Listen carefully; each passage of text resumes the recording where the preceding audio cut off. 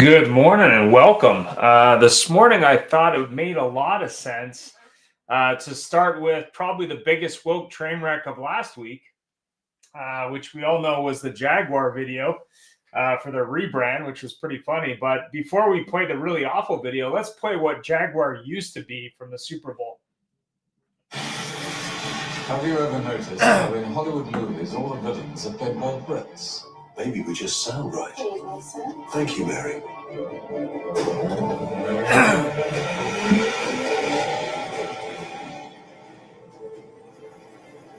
Progress. More precise. We're always one step ahead. With a certain style. Recording stop. An eye for detail. And we're obsessed by power.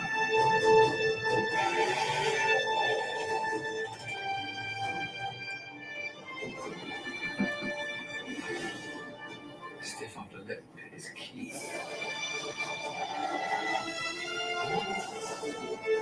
We all drive Jaguars.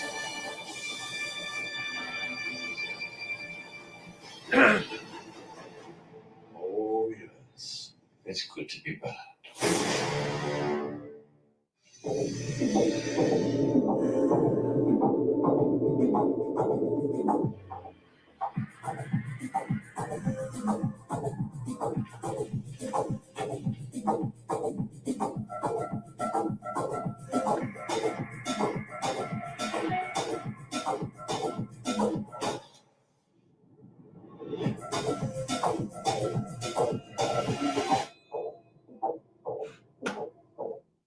So I'm not sure what to think about that. I think it's pretty much been a train wreck for their brand, from what I understand.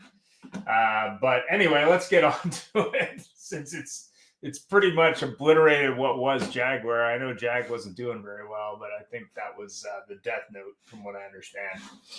Anyway, such is life. Here we go. We want to share this screen. Here we go. Here we go.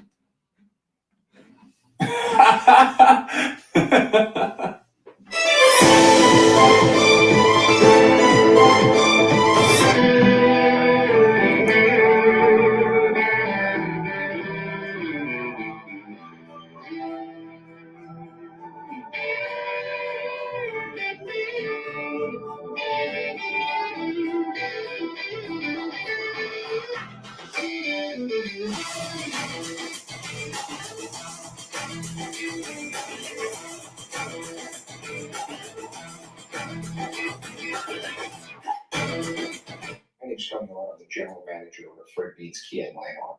I just wanted to take a minute to talk about Larry Feldman, Career Changers USA. Larry and I have been working together for about the last 12 years now. And anything I've ever needed as far as recruiting, training, Larry's been right there. Larry's got me salespeople, he's got me managers, he's got me technicians even through the toughest times in the industry. And he is just the kind of guy who's going to tell you exactly what's on his mind. He's going to tell you exactly what he thinks. But Larry also has the expertise to back it up. When he was in the dealership world, he was a top performer. And that's really important to my staff, especially as it pertains to training. A lot of people can come in and teach out of a textbook, but Larry has a real world experience dealing with customers, dealing with situations in dealerships that we go through on a daily basis and try to train on. But Larry's been through it, so he can really empathize with the people and tell you what's worked for him and maybe what way not to go. Larry is just always at a 10. I mean, his energy level is always up there. And I think people, they just love that and they feed off of it. He's not faking it. He is genuinely excited to come in and help you. He's excited to come in and help grow your business. And he's one of those people who just really enjoys seeing dealers succeed and have a lot of fun at the same time. Life is about connection. Having a support system to lean on. And roads to endless possibility.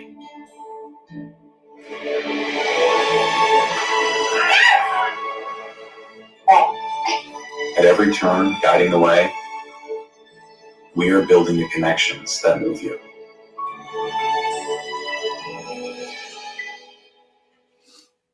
So what would your dealership feel like if your entire sales staff was literally on fire, your sales and service staff? They were nonstop all over social media, completely dominating your marketplace. They could do it in 30 days or less and then continue their education to do it for an entire 6 months or a year.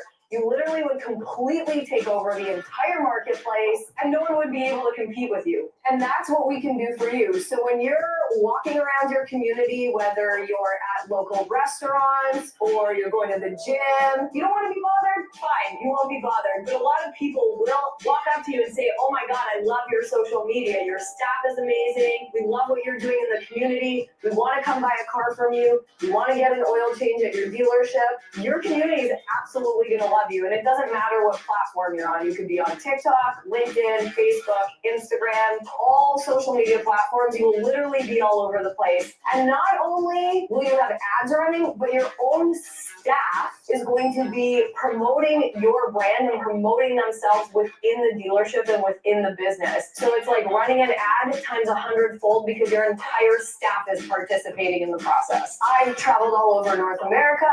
I've trained Toyota. I've trained Nissan. I've been driving sales. I've been to Women in Auto. I get hired as a speaker for conferences at universities all over the country. And I can help change the trajectory of your dealership right now. Good morning and welcome. I was actually going to play that. I don't know, Larry, if you remember that, but there was a situation, I think it was last year, a couple of years ago, where there was two Toyota salesmen who got in a fight in the showroom with a customer, which I thought was pretty freaking funny. Not in a good way, but funny, I guess you could say. But it was kind of interesting because, you know, you generally don't see that at car dealers on a common. I mean, I know there's skating and that kind of stuff. But the one that I think always struck me from years and years of selling cars, and I guess really it came to a head initially when I first got in the car business, I had the illusion or delusion that selling a car and delivering a car could be perfection. Like you could deliver that car and it would just be perfect front to back. And I guess the question I have for you this morning is what's the craziest story in your career? I mean, you've been at it a while. What do you think? Man, have I seen a lot of crazy stories here lately. Man, the craziest. I'm trying to give this some deep thought because, as you know, crazy is my territory. I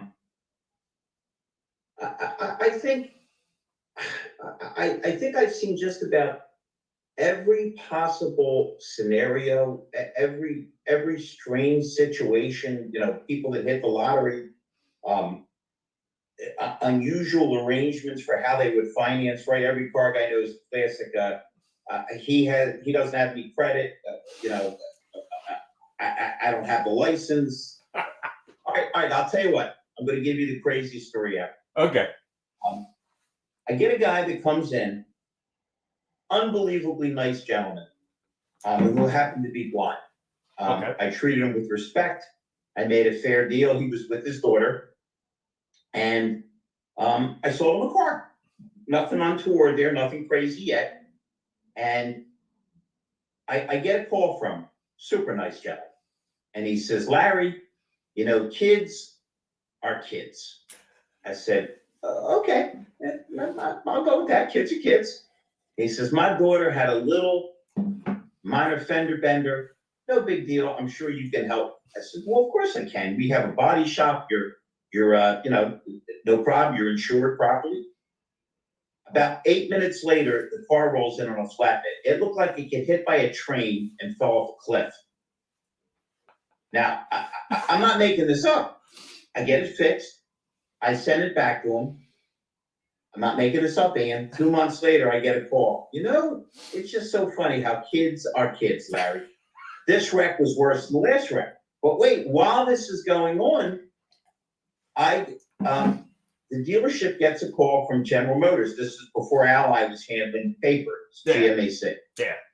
And they called me into the office and they said, "Are you aware that this gentleman was blind?" And of course, since my brain doesn't function like most normal people, instead of saying, "Of course I was," his daughter was with him, I replied, really? I just thought he was a bad driver.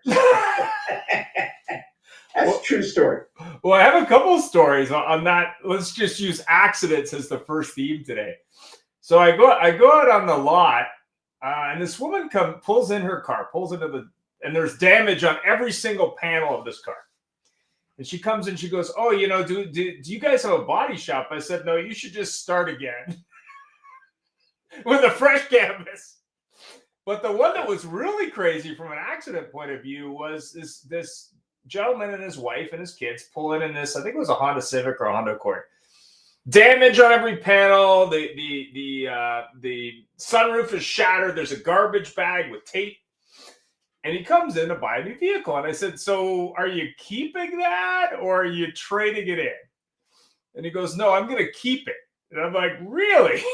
That's an interesting choice. But the craziest one I ever saw from an accident point of view, and this was kind of a little bit nuts. I'm walking down the street where I used to live in Vancouver. And this lady's driving a car. And you know how the front quarter panel of a car, when you get in an accident, sometimes it's a little damaged, right? Well, this lady had hit something with this car. And there was a piece of serrated metal about 3 feet off the corner of the car like a sword. And she was driving. No, Ian, you're getting confused. That was when they shot Mad Max up in Canada. That was the footage you were thinking. I don't know. The cop pulled her over, and I'm like, "What the hell were you thinking there?" But you were talking about a blind person. I did have two scenarios in a car purchase. One, I sold it to a deaf couple, which I learned a bunch from doing that. And the other one, I tried to sell a car to a guy who unfortunately was on dialysis. And even with crazy follow-up, unfortunately died before he could buy the car, which was kind of interesting. You really wanted to buy it. But the one that was interesting from the deaf couple also comes back to accidents. So when you're negotiating with a deaf couple, you spend a lot of time with pencil and paper. You put stuff down, you send it to them, they put stuff down, you send it to you, this, that, and the other thing. And what I didn't know, at least where I worked selling cars, was not only did you have to do that, when they're in the business office, you had to, as a dealer, pay for a sign language interpreter out of your front-end profit so that they were real crystal clear on what it is they were buying or not buying. So ended up going through that whole process. It took like 3 hours to do the deal because there was a lot of paperwork going back and forth and notes and moving back and forth. And then they came back about a week after they delivered the car. And since they were deaf, they, rightly or wrongly, they had hit something and they said, "Oh, I think this damage was on the car when you delivered it." And I said, "No, it's not. It's not the damage was on the car. You just didn't hear it when you hit the other car." Ian, have you noticed from your many years involved with dealerships that the witness protection program would be best served in cleanup shops and body shops? Because it's amazing how a car went into detail without damage, came out with it, and nobody saw anything. No witnesses whatsoever. It's like it didn't exist. Well, it's funny. A buddy of mine actually owns a large group of body shops. They have locations in Canada. They have also locations in California. And I was talking about the biggest challenges he has in the business. Obviously, one of them is dealing with insurance companies, but the other one is just getting qualified candidates who aren't doing it for the chemicals. Yeah. I can't quite get it done, not because I couldn't do it, but because I'm inhaling too much paint fumes. So that was kind of funny. But the one that was really crazy in the service side of the house that I worked for a company called Dealer Effects years ago and doing some work with a Nissan store, and I had two situations. One, we're doing the standard walk around in service, teaching the guy how to use a tablet and do that. And as we're going around the car, he says, "Oh, there's a bullet hole here. Should I note that?" And I was like, "What, are you shooting cars out back?" He's like, "No." I'm like, "Yeah, you might want to note that."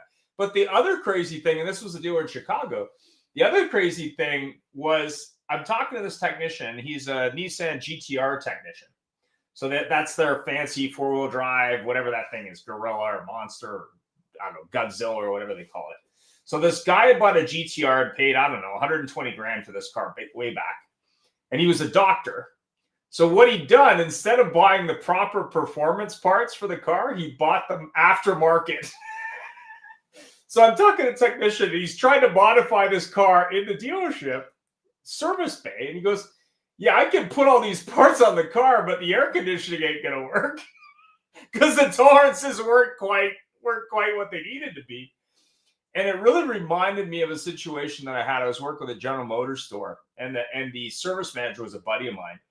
So they'd had this car in service, and they'd accidentally punctured one of the tires, 4-wheel drive pickup or something.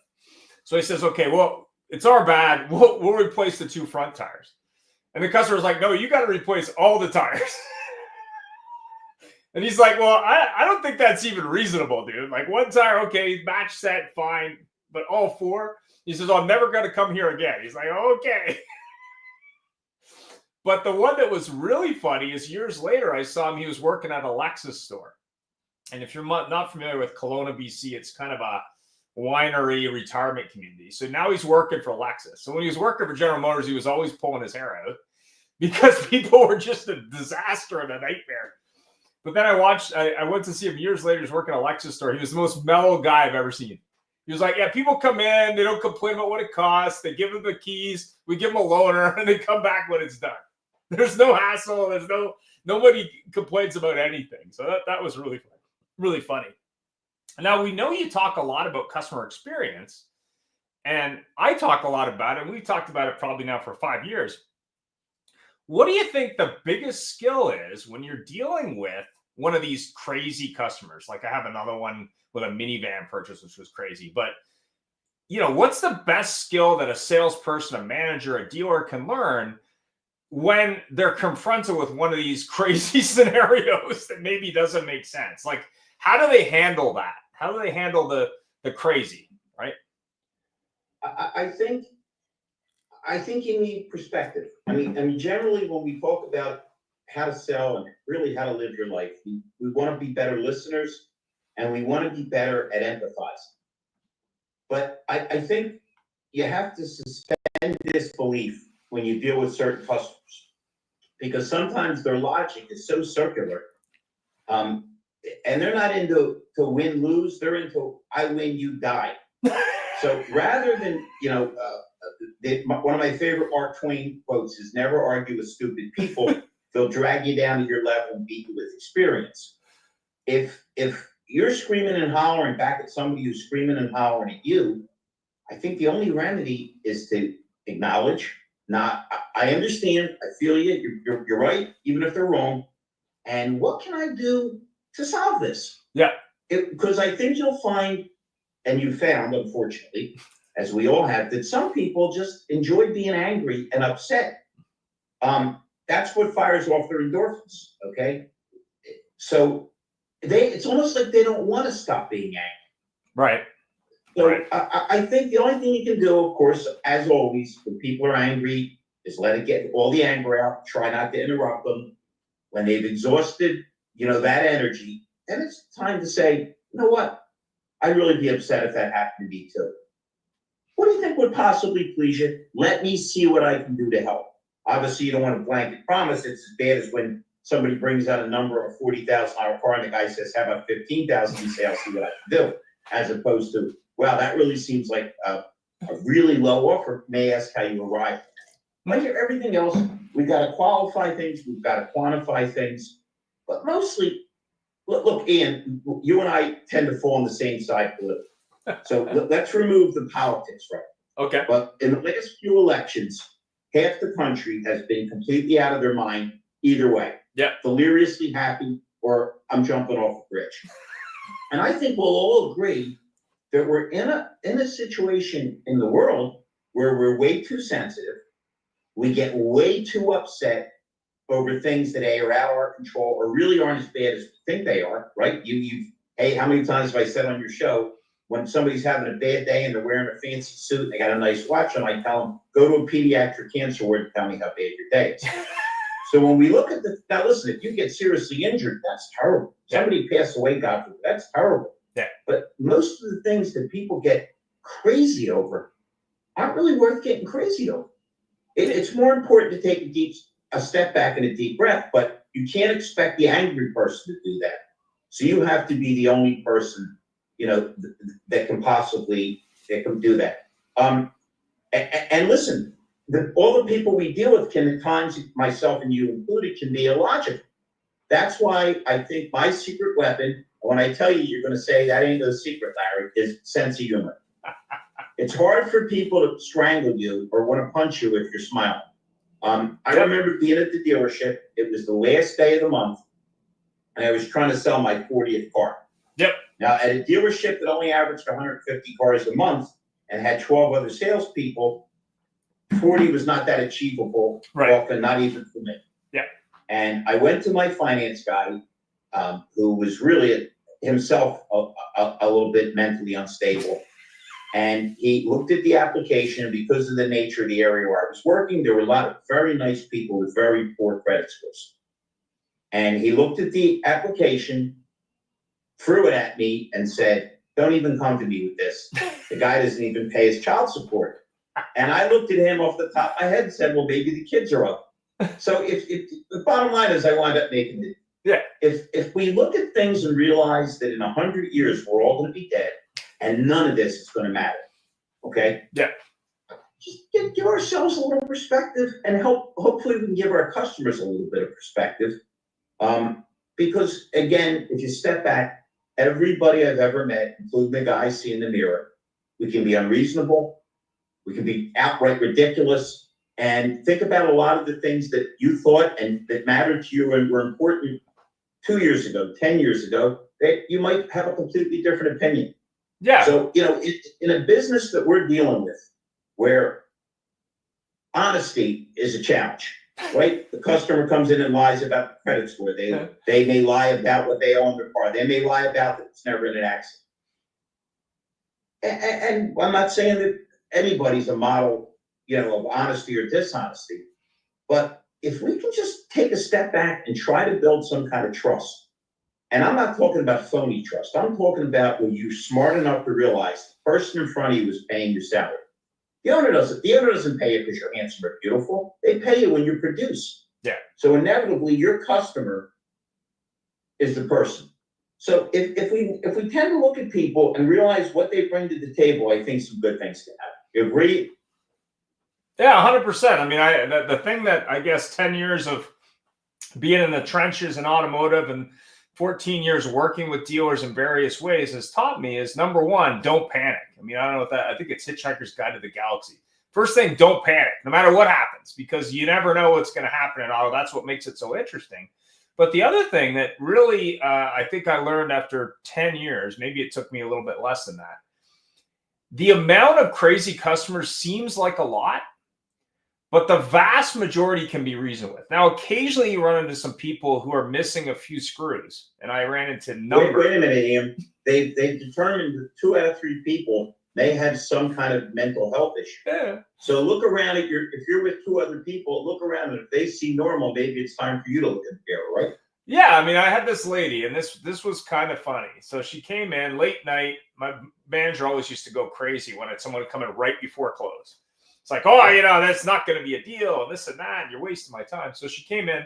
I happened to be working at a Honda dealer, and the cheapest car they made was a Honda Fit.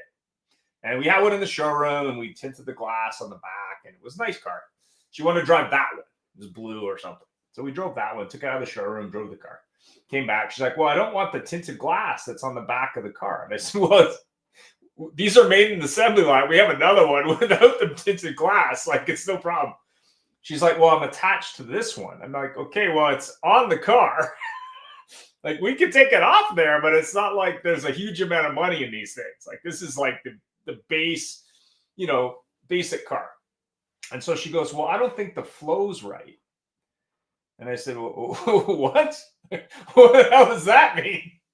And she's like, I'm really attached to this car. So I went over to my manager. I'm like, I really, I'm not quite sure what to do.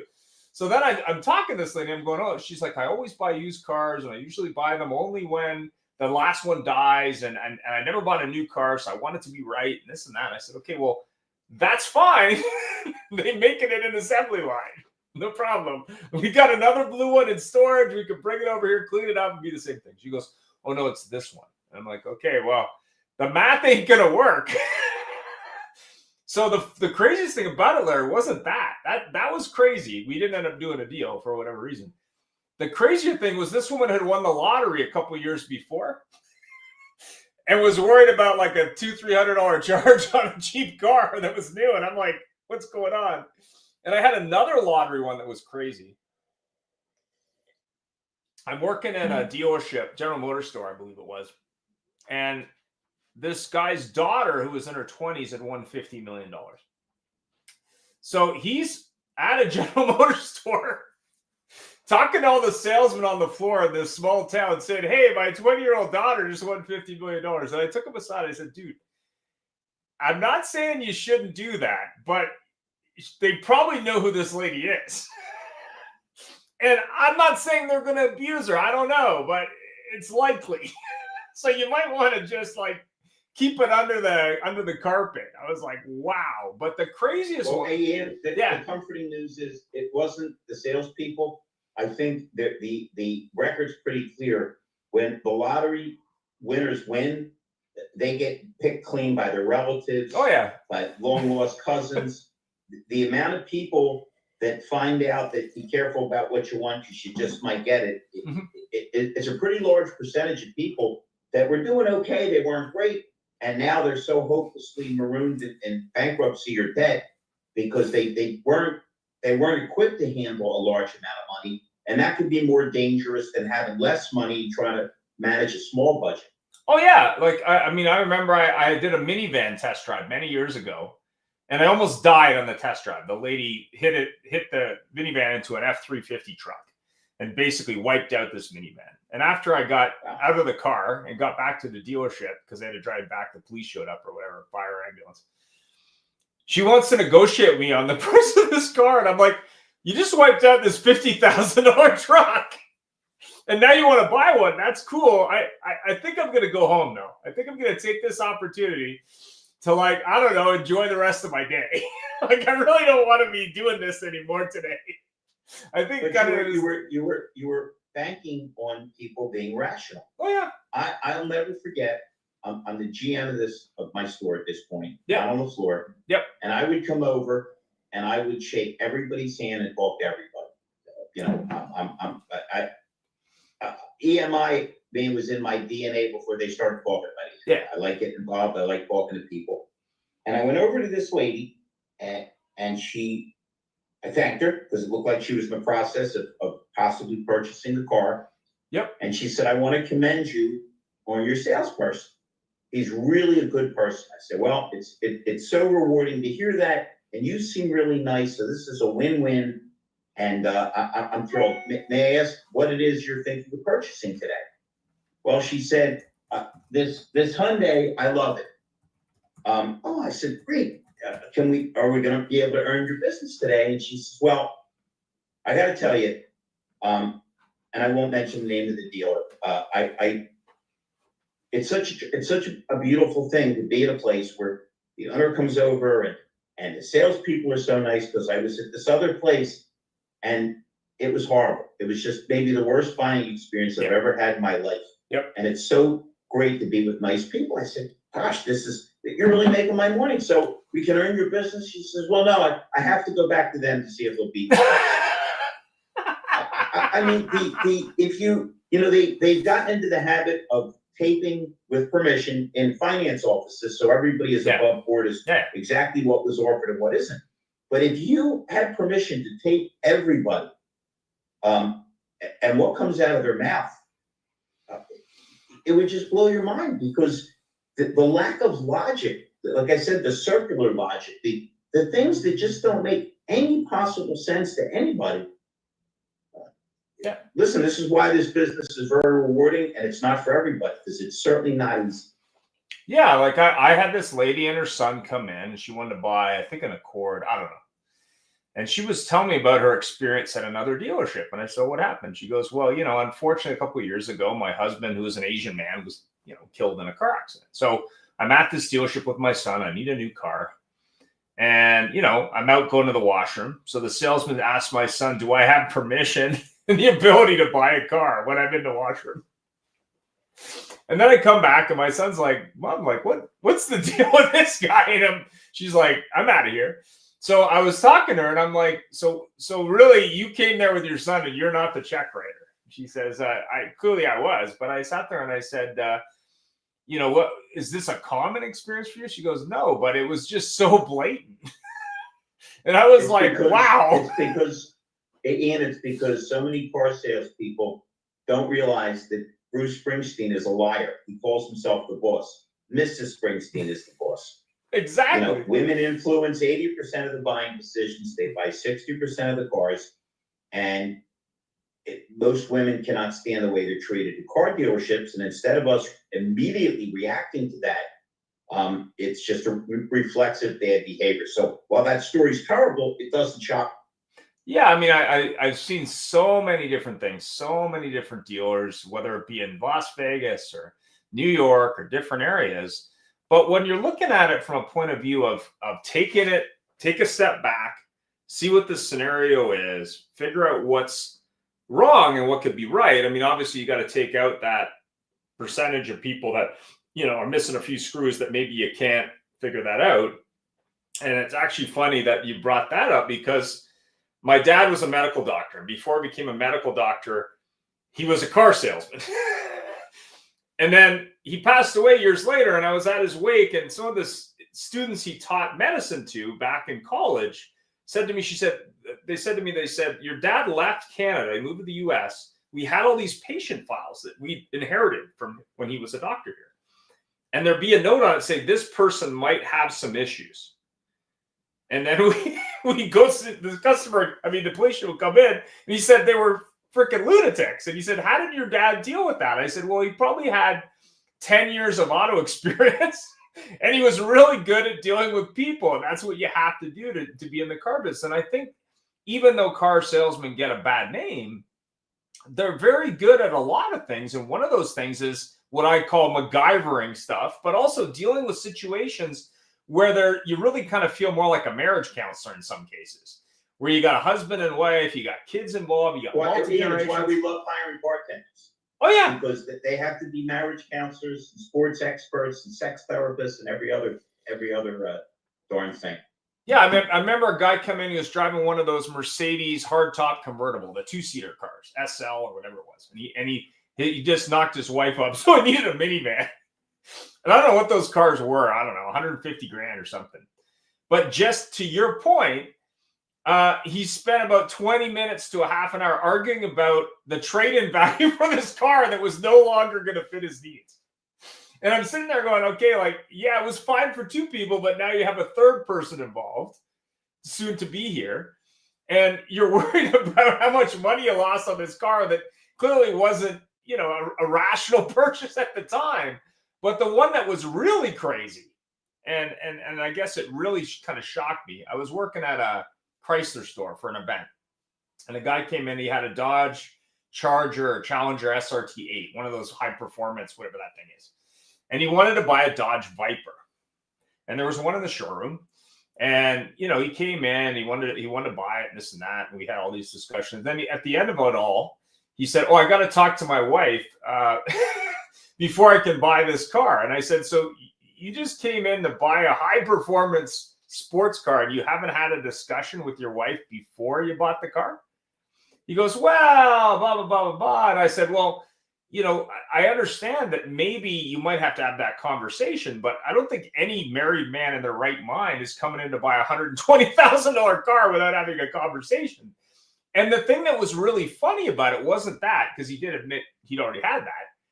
It was that it took him about a half an hour walking around in the showroom to make up his mind. Even though he wanted to buy the car, the numbers were right, whatever, he just couldn't wrap his head around that amount of money. It took him a while to do that. And it was kind of interesting to see it because these objections haven't changed since, probably Jesus was selling horses. But, at the end of the day, I think the thing that really separates a car person from another salesperson, from any other industry, is your ability to get ahead of that challenge, but also your ability to make it work even when it seems impossible. I think that's really the skill set of really great car people, in my opinion. I don't know what you think. I agree with you. By the way, in reference and respect to your father, I have an interesting transition. Okay. My family experience, we grew up with a very fine gentleman who became a tall guy who became a professional wrestler and then wound up being a municipal court judge in Philadelphia. And in Philadelphia, that makes complete sense if you've ever been to my fine city. Well, my And, you know, let's reverse this for a second. yeah. We're focusing on the insanity of the customers, but let's not skip right over the insanity of the people working in the business. Yep.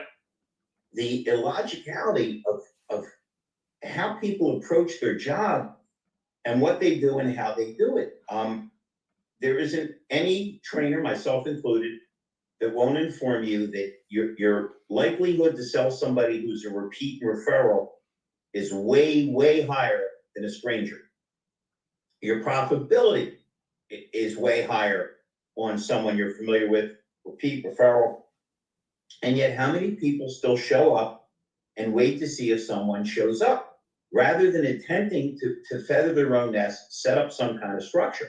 If you think about it, that's pretty crazy too. Being at the mercy when I always tell people they have thousands and thousands of contacts they're not using because they know everybody their mother knows, their father knows, people Right. they went to school with, people that teach their kids. Right. So, you know, that's a little crazy. Everybody loves to quote Einstein that the definition of insanity is doing the same thing and expecting a different result. But I think the definition of insanity is understanding that quote and then continue to do the same thing. You know, the people that smoked in the 20s and 30s, smoked cigarettes, I get it. Every handsome athlete, every beautiful movie star was puffing on a cigarette, and we tend to emulate people that are famous. Yep. We didn't know it killed us. Just some people thought it was dirty, some people didn't care. But the fact that they now know it kills you and people are still smoking.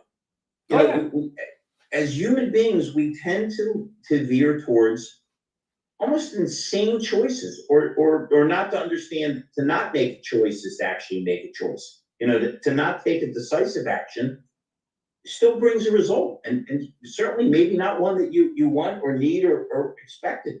Yeah, I mean, I remember my grandfather talking about selling cars at that time, even Duesenberg and other brands. But the one that always struck me was my first car deal. I had my manager help me with this deal. And the guy was just, as your example, was saying, I'm loyal to the other dealer and I want to go shop the number. And he goes, okay, how much is your loyalty worth? Is that $50 loyalty? Is that $100 loyalty? And I personally thought my manager was freaking insane. Like I really didn't think that a couple $100 would make a difference on a car purchase. But what shocked me, and I guess still does today, is the perception of a number and the perception of what it takes to do a deal. And I think the other thing that has served me well since then, and it served me well in every sales job I've ever done, is sometimes you got to do things that are a little crazy. And I think that's what that whole MacGyver thing stuck out to me, is I'd see deals that I had no idea it was going to work. I had no idea that it was going to make sense, but I was willing to put in the time to make it work no matter what. And that's what got the deal done. And I think in a lot of cases, and we saw this during the pandemic, salesmen were like, oh yeah, here's the number. And, we have one. If you want it, it's this. And now they have to get back to that crazy scenario again, where, less than perfect credit, they need a co-signer or whatever it might be. I mean, I remember I had a Filipino gentleman come in to buy a car, and we made a deal on the car, but he couldn't get it. He had to have his sister come in and be a co-signer. So his sister came in and she said, oh, well, he's not buying that car. He's buying this one. And I said, well, but isn't it his car? And she goes, no, it isn't, because he needs me to co-sign, and he buys what I want, what I think makes sense for him. And I'm like, do you have other brothers? She goes, oh yeah, I got two other brothers, and it's the same scenario. They are not good at managing money. So I'm the co-signer, so I make the call. And it was just kind of hilarious. I was like, wow. And then I had the opportunity to go to Las Vegas, that King of Cars show, the actual dealership. And I was curious, and I was trying to figure out what they were actually doing there, because it was such a unique scenario. Because in Las Vegas, the mean average person lives there for less than 6 months. So they don't have a lot of repeat service business, but the sales side is quite different. And the reason is because they got to get every dollar out of that person when they're there. And it's Vegas, so it's a little bit of a freak show. You're not going to get any fixed operations from No. Because how transitory the people are there. No, I mean, it was a little bit nuts, but also when you're training people, and I know you get people that are new to the car business, how do you explain the car business to people? Like I train BDC people and other people, and I try to explain it to them, but how do you start that conversation with someone who says, hey, Larry, I love cars. I'm new to the business, or I don't love cars. I want to get into the car business. How do you explain the reality of the car business day to day to them when they don't know anything about it? The reality of the car business is the big negative with the car business is the perception of us. Yeah. But I honestly think that's a big plus, because nothing's stronger than when a negative is overcome by a positive. Yeah. When somebody says, "Boy, I didn't think I was going to like you," or "I didn't think I was going to like that movie," or "I didn't think this was going to be a good experience," and it was great. The way I explain it is, you're truly running your business within somebody else's business with no debt service. They'll provide you with the cars, with the building, with the computers, with business cards, with all the advertising. And all they want you to do is split the profit. And I always say to people, if I said to you, look, I'll put up $10 million and we'll split the profit, all of you would say, oh, that sounds great. Well, that's the deal you have in a car dealership. But you have to run it like a business. You have to understand what your time is worth, what your customer's time is worth, that the more people you bring in, the more cars you're going to sell. You want to constantly polish. You don't want to get stale. And the interesting thing is how much fun it is that, I always use the Godfather 3 analogy where Pacino says, every time I try to get out, they drag me back in. Think how many people got into the car business over the summer while they're going to college, or they tried something for 2 months, 37 years later, they're still doing it. It's really, once you're in it, it's very hard. It's an addictive business, because the pace and the fact that you don't make any money for 2 days, then you make a lot of money in 1 day, and you're always meeting new people, and every scenario, even the crazy ones, provide you something different. That it's really, it's an opportunity business. It's a chance to control your income. Hey, in almost every other business, you got to go to your boss and beg for a raise. Here, you give yourself a raise. You work a little smarter and a little harder. You talk to a few more people. So you're running your business within someone else's with no debt service. You control your income. It's usually always something different. And the good, maybe the best part of it is you get exactly out of it what you put into it. Because there is no dealership in the United States or Canada where you won't find the scenario. 2 salespeople are standing next to each other. One's making $150,000. The other one can't make 40. The one that's making 150 goes, Pedro, I love this place. And the guy that's going broke is, yeah, this place sucks. Well, maybe the thing that sucks is the thing you see in the mirror every day, because you're not really looking at the scenario and what it is. But I mean, it's really a fun, crazy business. There's a lot of characters in it. There's a lot of excitement in it. There's always something new. And I don't know too many other businesses, where there's no cap on what you can make. That's pretty darn good. And when you throw in most places, if they're new car places, have benefits. They do a lot of work in their communities. It's nowhere near as bad as what people perceive it to be. We've just, as with every other field, we have a few bad people that tend to color people's perception in a negative way. And what's your advice as when you go into a dealer, and let's just say you're hiring some new staff for them or helping them hire new staff, and they got some existing staff that maybe are underperforming? I mean, how do you advise that dealer to handle those staff that maybe could perform, but they're just not looking at the problem correctly? I mean, what's your thought there? I think you need to sit with these people one-on-one. You need to understand that I don't care who you are, you're human. You need to be nurtured. Occasionally, you're gonna lack confidence. I'm not sure that a lot of managers, not all, but a lot of managers have ever looked in the dictionary and looked up what a manager is. A manager is someone who manages. Yep. Who helps. It's funny, I'm working with the dealer to train the trainer, make the managers better trainers. Yep. And the first page I show a car with a flat tire, and 3 managers in suits get ready to go to a conference. And one says to the other 2, that's a flat tire, it's only 60 miles away. Well, fine. Nobody would do that. But you and I, man, imagine how rich we'd be if we had $1 for every time we heard a manager complain about a sales staff. Oh yeah. Oh yeah. I mean, it's crazy. I remember this customer came in, they wanted to buy a van. They didn't end up buying a van, but they got a flat tire when they're backing out from the lot. And I went and I helped the guy change the tire. And my manager chewed me out. He says, the guy didn't even buy a car. I said, yeah, but he probably will. And if he's going to buy it, he's going to buy it from us because nobody else cared. And I think part of it, and the reason I got into the car business initially, was the bar was set so low. I figured I got to do better than that. Like you know, the perception. I mean, when lawyers and politicians are the only people hated more than you, I mean, then you've got a lot of opportunity for growth there. But more importantly, when I fast forward 25 years, I think the thing that really got me interested in the car business, to your point, was you can make a good living, but also it's interesting. Like you don't see too many desk jobs where every day is chaos like it is in the car business. And I think you just learn to surf in the car business. You learn to manage the crazy. You learn to make things work that seem impossible.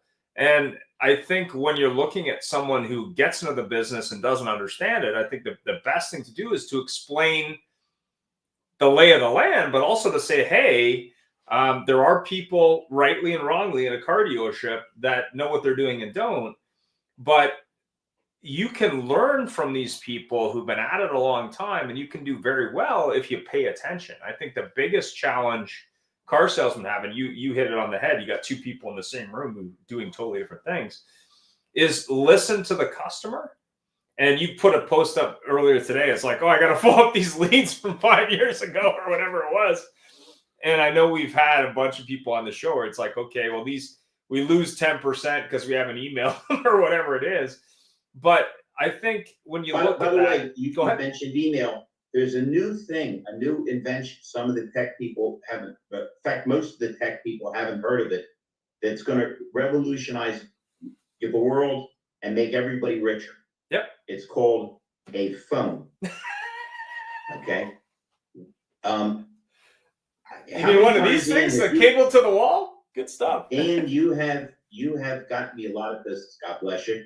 And I love it when your people call me and go, son of a gun, you answered your phone. I said, well, of course I answered my phone. Well, Ian told us you answered your phone. We didn't believe him because nobody answered your phone. Exactly. In a time where AI seems to be everywhere, it's more important than ever to be human. We talk about it all the time. By the way, to relate to your story about changing the tire, there was a salesman I met when I first got into business named Leon, rest his soul. Yeah.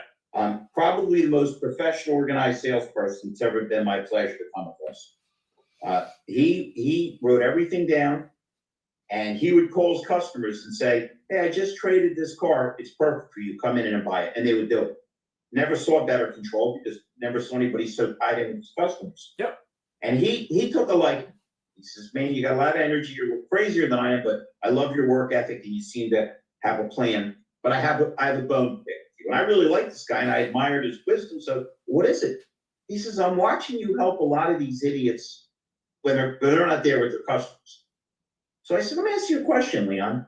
Do you think a lot of these guys are going to be long-term? He says, no, they won't last. So what do you think is going to happen to their customers? And he just smiled at me and he said, now I get it, carry on. Think about how many things we do. We're like Pavlov's dog. He trained that every time the bell rung, the dog got hungry because that's what he correlated it to. Yeah. Think how many people have this concept that I've got to get high CSI scores so nobody hollers if I get a little bonus, rather than saying, heck, if I keep my customers really happy, they'll come back and refer more people to me. It's the classic not seeing the forest for the trees, not understanding what you're doing, what your purpose is, and what will happen if you do things the right way. It doesn't take long to make connections. Oh yeah. I heard you many moons ago, you and Jeff, and I said, man, this is a cool podcast. I want to get on. And I got on with you. You were kind enough to invite me on. And the first podcast you ever had me on, if you recall, John Kostakis was on. Yeah. And John called me after the show and said, man, you are crazy. And the next thing you know, I'm in Canada doing seminars. And then I'm in Canada doing seminars with you and Jeff. Oh, yeah. I mean, think how we've cemented our relationship, which started because I took the initiative to ask you. You took the initiative to say, yeah, come on. The lesson is really simple in life. if you're married, live with somebody, if you love somebody, 1 second before you knew them, you didn't know them. And generally, men tend to think women are a pain in the neck, and women tend to think men are a pain. So if every guy on earth said, I'm not interested tonight, I'm going to watch the ball game, women said, men, they drive me, nobody ever get together. But when we're willing to suspend disbelief, when we're willing to say, maybe this will work, let me take a shot. And you've asked me many a time when we're alone, wow, you seem to be really successful as a salesperson, you seem to be really successful as a recruiter and trainer. It's because I'm an optimist, possibly a dangerous optimist. But everybody that ever got out of the car, I looked at them and said, I'm selling. And the morons I work with were already figuring out why they weren't a buyer. Oh, that car's too new, that car's too old, that guy's probably wasting time. And people can see that all over your face. I always say, if you go home to somebody and you're having a bad day, and they say, what's wrong? If you do what I do, I go, nothing. But how do they know? Is there a neon sign over your head? Ian Nethercott's bad? No, it's all over our face. Don't you think a customer sees when we're not happy to see them and we're not enthused? Oh, 100%. I mean, again, the craziness is on both sides of the fence. We behave ridiculously by not being professional, by not being friendly, by not letting the whole world know who we are, what we do, and where we do it. And a lot of customers, let's face it, there's just a huge amount of people out there that just don't make any sense. I'm not being disrespectful. It's just a fact. Oh, yeah. So when you combine maybe a salesperson that doesn't understand how valuable an asset each customer is, and a customer that's been to 2 or 3 places and is now so browbeaten, they're waiting to jump all over you no matter what you say, it makes for a volatile situation. That's why we're back to being empathetic, being a listener, having a little bit of a sense of humor, and being patient. I think patience has become such a neglected virtue. I mean, we get furious when our computer takes 2 extra seconds to boot up, you know? I'm sure there's going to be a shooting one day in a line at McDonald's drive-thru because somebody didn't get their French fries quick enough. You ever been one of those lines that people start honking their horns? What do you want me to do? Yeah. Go grab Ronald McDonald and make my own French fries? Well, there was a Chick-fil-A that opened where I live now. I think it was last weekend, not this weekend, last weekend. So I'm driving by, and there was literally a line around the block of cars to get a chicken sandwich.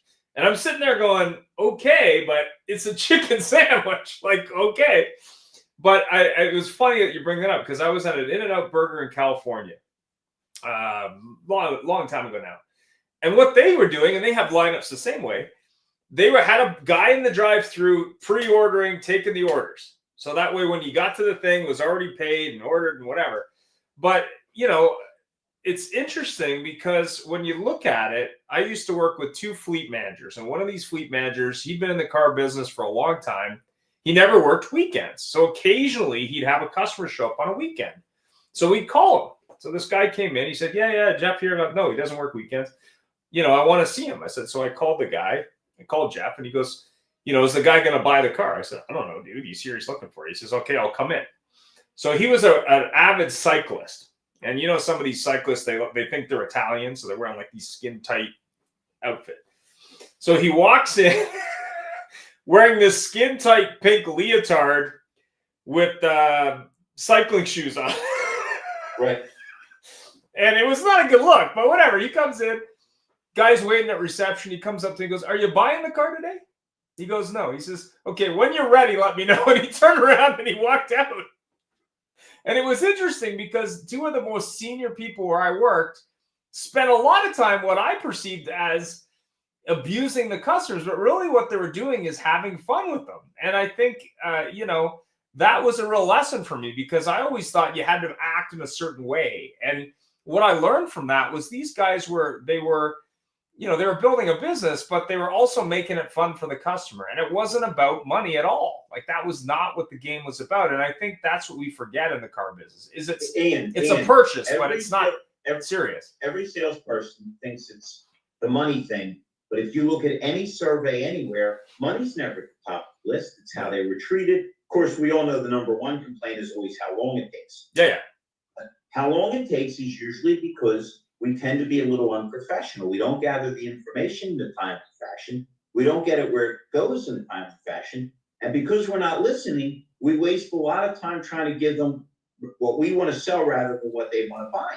Right. So what do you think? Obviously, we're going into 2025. We're going to have a prediction show next month, and we also will be at NAD. I'm going to be at the Velo booth.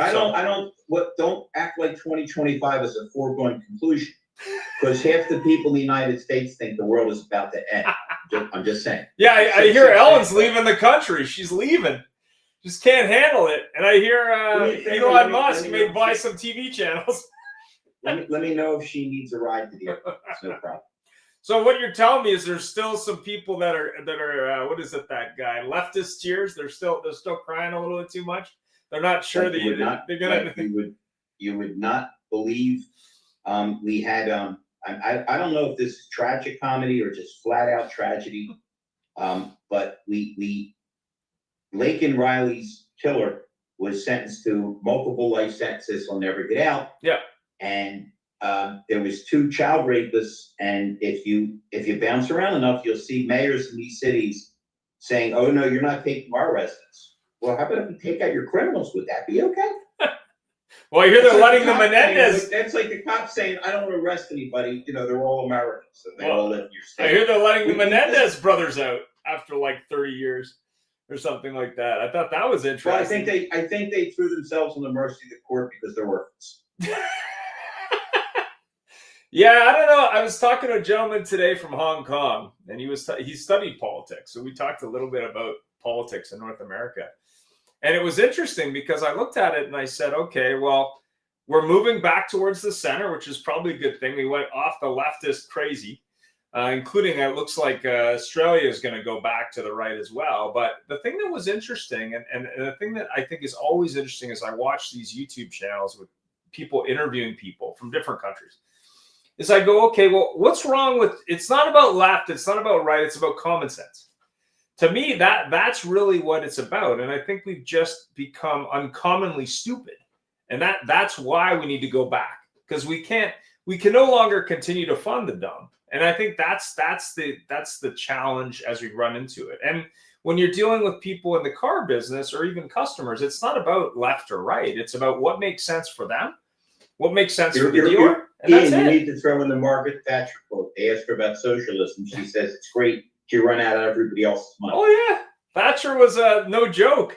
Definitely no joke. I mean, I think about that a lot recently, and we have a fool in charge in this country, but this has got to be the dumbest political ploy I've ever heard of, is what he's planning for Christmas. So he said, okay, nobody likes me. I got to run again. So what I'm going to do is I'm going to give you a 30-day tax break on some things, and I'm going to cut you a check. And you should believe it. That's because I care. So I was like, okay, so you're bribing us with your money, and you think that's going to get you reelected? I was wow. We see scary things sometimes. And because not everybody's paying attention, we don't realize how scary it was.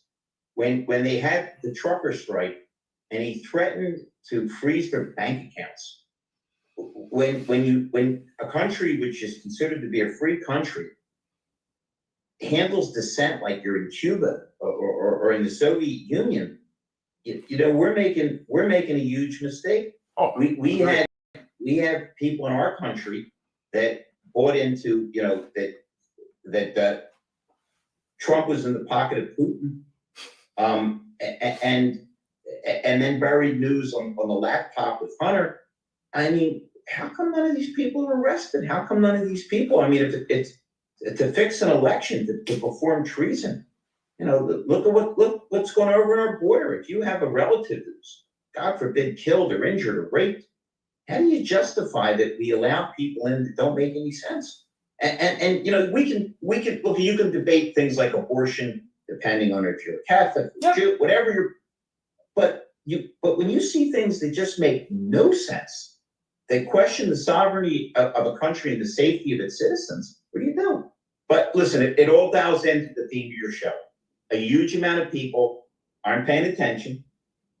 A lot of people are a little mentally damaged, and that makes for a really, really interesting yet scary world. Yep. It makes our field so interesting and fun because, you know, every once in a while you meet somebody and boy, they become a friend for life and they become a loyal customer. And every once in a while you think, man, did this guy or lady just get up in the morning and think, how ignorant, stupid, and miserable can I be? Or was it just natural reflex, you know? Yeah, I mean, I was laughing as we get into Thanksgiving weekend in the U.S. and there's all these people going, oh, you know, I'm gonna have to get out the baseball bat and beat up my relatives and all this stuff. And Black Friday, which is coming up, I guess, on Thursday or Friday this week. But the thing that is really interesting to me is just, and this I guess came out when I lived in the U.S. I worked in an office and half the staff was on one side, half the staff was on the other side. And I used to say to them, I said, well, like, have you any understanding of the issues, like left or right, Republican, Democrat in Canada, liberal, conservative, doesn't matter. You know, what is that person going to do for you to make your life better? I'm not saying they're magically going to get it done, but what shocked me was their lack of basic understanding of the issues at hand. I mean, and this played out in the US. You had the number one issue on the left was abortion, which was not at all what people cared about. I mean, they played it out, but it didn't make sense. And it proved a simple thing. You spend $1 billion on bad ideas, it's still not sellable. Like, it was crazy. Wait a minute. But think about the lack of clarity, because a lot of the people, it veered more left than right. A lot of the liberals said people have autonomy over their body until they made them take a vaccine that a lot of people didn't think they needed or went against their religious persuasion. Yeah. Anyway, we're out of time today, but thanks, Larry. Lots of crazy stories. If you are going to be in New Orleans for NADA 2025, I'll be at the Velo booth. I'm going to be putting up some scheduling soon. Larry will be around, as will my wife. And in terms of next month, we're going to be doing our prediction show that we do every year, and obviously a holiday show. And thanks again, Larry, for your sponsorship. Hey, Ian, one final comment. I did take note that when you have a tech show, you bring in brilliant people like Tim Hayden. And when you had the crazy show, you invited Dave. Yeah, well, it's nothing wrong with crazy. There's that, what is it, that movie, The Gods Are Crazy? That was this weird hit. The gods must be crazy. It was something about a Coca-Cola. That's all I remember. But it was great. The guy found the bottle. I remember. Yeah, it was a crazy movie. But I think that's something we definitely need as we roll into 2025. People that have less of a judgmental, more of a sense of humor. Why don't we wish everybody a happy and healthy Thanksgiving? Absolutely. Thanksgiving. People obviously don't get crazy on Black Friday. Definitely take the time to spend with friends and family. And of course, if we can help, obviously reach out. Larry from Career Changers USA, thanks for your sponsorship again for 2025. And VidCalls will be launching our multi-language piece soon, so stay tuned for that. And if you're going to be at NADA, definitely come by. Happy to do an interview and love to connect as well. Thanks for having the time today, and have yourself a great week. Don't eat too much turkey or whatever it is you eat. Ciao.